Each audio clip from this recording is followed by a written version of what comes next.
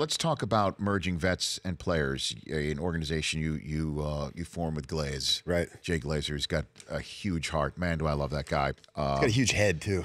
He does. He's just huge. Yeah. He's not tall. He's a stout man. He's a stout man. Yep. I agree.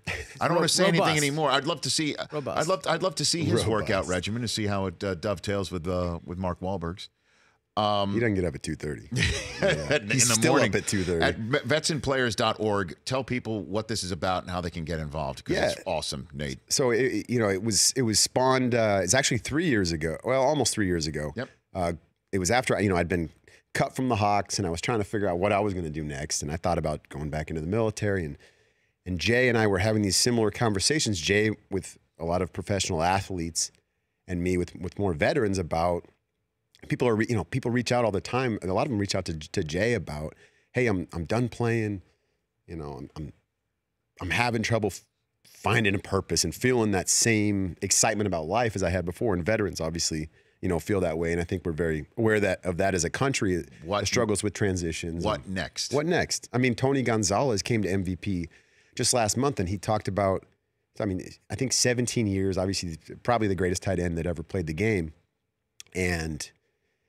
He was at dinner with his wife 3 months after he retired, and he just broke down, and she was like, "What's wrong?" And he's like, I'll never be great again. No matter what I do, I will never be that great again. And that's like really scary. Veterans feel that same way. It's that being part of a mission that's very important, something that's so much bigger than you, the camaraderie, but also the highs that you experience, especially being in combat. I know it's frightening and it's hard to relate that to anything else, but if you've been in that situation, and you survived it, like those feelings, it's hard to replicate anything like that. And there's 22 veterans a day are taking their own lives. It's a huge epidemic in our country. And without organizations like MVP, the VA does what it can. Sure. It's very hamstrung in a lot of ways. And there's 20 million veterans, if you go back to World War II, in our country today.